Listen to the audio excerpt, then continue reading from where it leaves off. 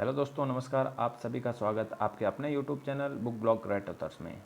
अभी तक जो भी साथी नए हैं चैनल को सब्सक्राइब कर लें और बेल आइकन को प्रेस कर दें ताकि नई वीडियो जो भी आए आपको मिलती रहें। तो ये हम फिजिक्स के अंदर आज तरंग के बारे में अध्ययन कर रहे हैं। तरंग क्या होती हैं, तरंग कितने प्रकार की होती हैं, इन सभी के बारे में अध्ययन करेंगे। तो साथियों स्टार्ट करते हैं। तरंग देखिए, तरंग क्या होता है। तरंग तरंग माध्यम में अग्रसर होता हुआ एक विक्षोभ क्या होता है, वही अपने तरंग कहलाता है। देखिए तरंगों के प्रकार, देखिए माध्यम के आधार पर एक प्रत्यास्थ तरंग होती है जिसे यांत्रिक तरंग कहा जाता है। ठीक है, यांत्रिक तरंग कहा जाता है। और माध्यम के आधार पर दो प्रकार की होती हैं, एक तो प्रत्यास्थ तरंग और एक अप्रत्यास्थ तरंग।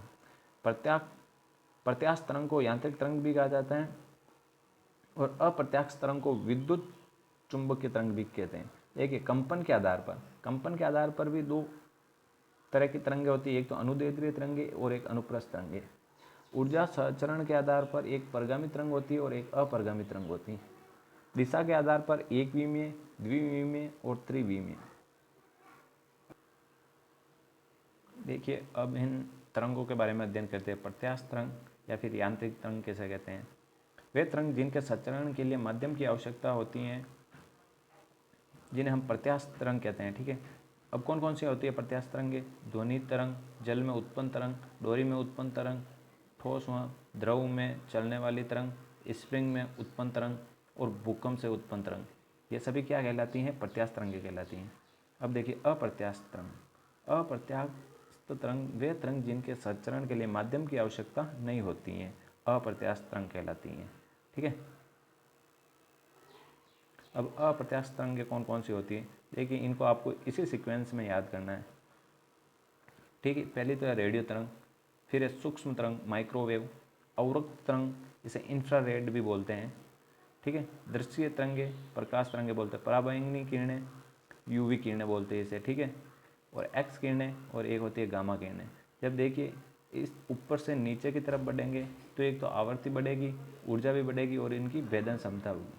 तो सबसे कम भेदन क्षमता किसकी हो जाएगी, रेडियो तरंग की, और सबसे ज़्यादा किसकी हो जाएगी, गामा किरणों की। और ऊर्जा किसकी सबसे ज़्यादा किसकी होगी, इसकी होगी, गामा किरण की। आवृत्ति भी इसकी होगी। देखिए आवृत्ति का फॉर्मूला क्या होता है, ई बराबर एच म्यू। ई जब म्यू बढ़ेगा तो ई भी बढ़ेगी। ठीक है, और तरंग दैर्ध्य जब नीचे से ऊपर जाते हैं तो तरंग दैर्ध्य में वृद्धि होती है। तो सबसे कम तरंग दैर्ध्य हो जाएगा गामा किरणों का और सबसे अधिक हो जाएगा रेडियो किरणों का। ठीक है, तो इस तरीके से ये अप्रत्यास्थ तरंगें होती हैं। देखिए कॉस्मिक किरणें, इससे विद्युत चुंबकीय तरंगें भी कहते हैं। कॉस्मिक तरंगें एक और आती है जिन्हें विद्युत चुंबकीय तरंग होती हैं। ठीक है, आगे चलते हैं।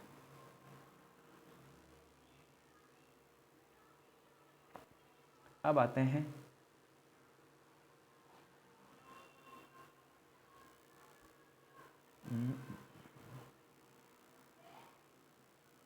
अब देखिए साथियों, कंपन के आधार पर भी किरणें दो प्रकार की होती हैं। देखिए अनुदैर्ध्य और एक होती है अनुप्रस्थ। देखिए अनुदैर्ध्य किसे कहते हैं, जिसमें माध्यम के कण, अनुदैर्ध्य में क्या आ जाएगा, देखिए अनुदैर्ध्य जिसमें माध्यम के कण संचरण की दिशा के अनुदिश प्रति समांतर प्रतिसम या प्रतिसम कंपन करते हैं। देखिए ये कंपन कैसे हो गए, एक से आगे से आगे ऐसे कंपन बढ़ते जाएंगे। ठीक है, तो वो अपने क्या कहलाएगा, अनुदैर्ध्य तरंग।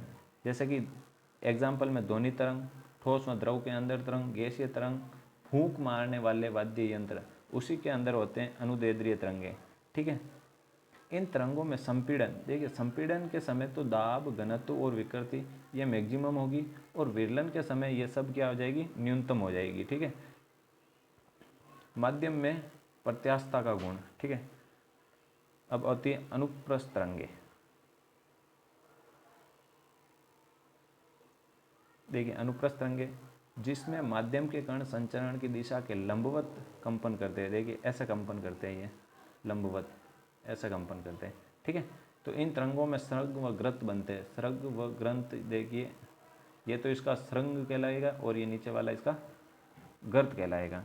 तो अब ये देखिए कौन कौन सी होती हैं, विद्युत चुंबकीय तरंगे, सारी विद्युत चुंबकीय तरंगे, रेडियो तरंगे, अवरक्त तरंगे, पराबैंगनी किरणें और एक्स किरणें और गामा किरणें। ठीक है, ये सभी अनुप्रस्थ तरंगों के अंदर आ जाएगी। ठीक है, आगे चलते हैं।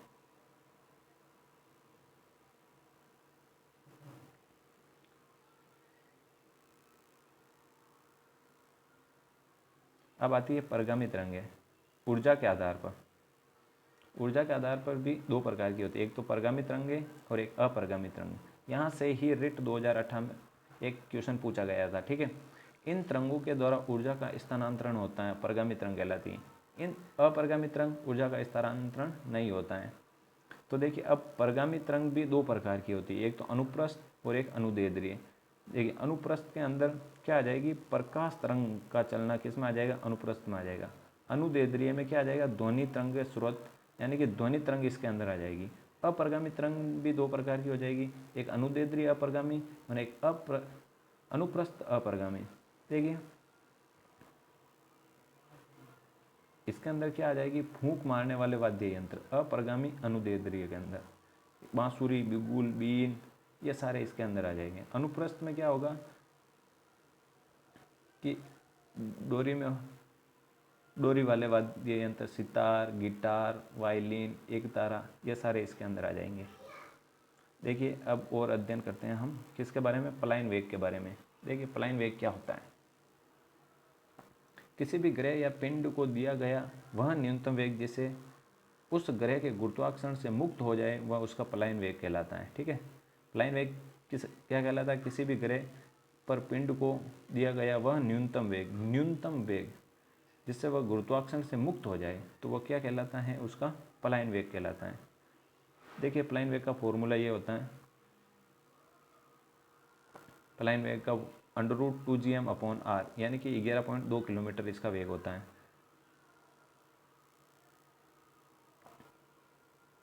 पृथ्वी की सतह से ऊंचाई बढ़ने पर पलायन वेग का मान घटता है। पलायन चाल का मान फेंके जाने वाले पिंड के द्रव्यमान पर निर्भर नहीं करता है, फेंके जाने वाले पिंड के द्रव्यमान की घात 0 पर निर्भर करता है। हाथी को तथा चींटी को पृथ्वी की सतह से पलायन कराने के लिए समान वेग देना पड़ेगा। हाथी को फेंकेंगे तो भी वही वेग और चींटी को फेंकेंगे तो भी वही वेग देना पड़ेगा।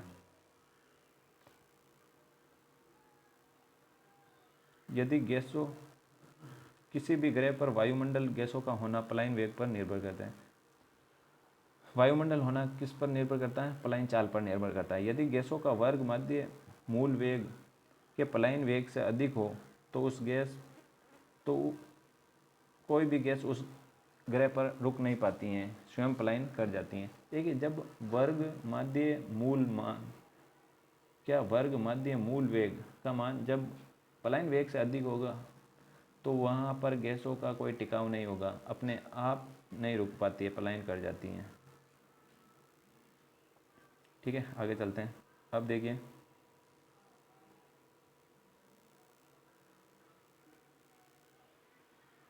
चंद्रमा का पलायन वेग 2.31 किलोमीटर पर सेकेंड होता है। ठीक है, यहाँ सभी गैसें का वर्ग माध्य मूल वेग का पलायन वेग से अधिक होता है तथा चंद्रमा पर कोई गैस नहीं रुक पाती है। ठीक है, यहाँ पर क्या है, वर्ग माध्य मूल वेग का मान अधिक है पलायन वेग से, इसलिए वहाँ पर वायुमंडल नहीं है, अर्थात यहाँ पर वायुमंडल अनुपस्थित है।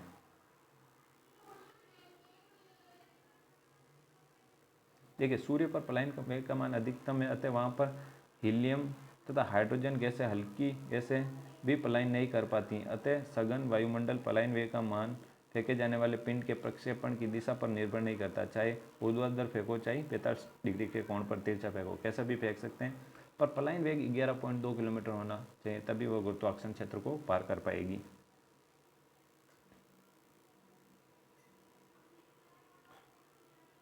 देखिए समस्त पृथ्वी पर संचार लिंक के लिए न्यूनतम 3 उपग्रहों की आवश्यकता होती है। कितनी? 3 उपग्रहों की आवश्यकता होती है। यदि किसी उपग्रह के वेग को √2 गुना या दुगुनी ऊर्जा 100% बढ़ा दी जाए तो उपग्रह का पलायन वेग को प्राप्त कर लेता तथा वो गुरुत्वाकर्षण क्षेत्र से मुक्त हो जाता है। ये नोट्स आपको याद रखने हैं। भूस्थायी उपग्रह, पार्किंग उपग्रह, तुल्यनिक उपग्रह, संदेशवाहक उपग्रह या संचार उपग्रह वे उपग्रह जिनका आवर्तकाल पृथ्वी के घूर्णन गति के आवर्तकाल के बराबर है, यानी कि 24 घंटे के बराबर है आवर्तकाल, पृथ्वी के आवर्तकाल के बराबर। उपग्रह उपग्रह पृथ्वी पर देखने से स्थिर नज़र आते हैं, ठीक है, स्थिर नज़र आते हैं। देखिए अब आपको मैंने बताया था कि ये उपग्रह पृथ्वी से 36,000 किलोमीटर की ऊंचाई पर स्थापित किए जाते हैं तथा इन्हें शक्तिशाली रॉकेट से प्रक्षेपित किया जाता है। कोई भी उपग्रह है उसको 3600 किलोमीटर ऊंचाई पर स्थापित किया जाता है, ठीक है, और वो किससे, रॉकेट द्वारा स्थापित किए जाते हैं। अब मैंने बताया था कि दिशा के आधार पर भी किरणें 3 प्रकार की होती है। एक तो एक विमीय होती है, एक दिशा के आधार पर द्विविमीय यानी कि 2D होती है, एक 3D होती है। 3D के अंदर ध्वनि तरंग और प्रकाश तरंग, 2D के अंदर जल की सतह पृष्ठ पर उत्पन्न तरंग, और एक विमीय के अंदर डोरी में उत्पन्न तरंग। इस तरीके से ये तरंगें यहाँ पर पूरी होती हैं। तो साथियों बने रहिए हमारे साथ, आगामी वीडियो में और नए टॉपिक के साथ मिलते हैं। तब तक धन्यवाद, थैंक यू। जय भारत, जय जवान, जय किसान।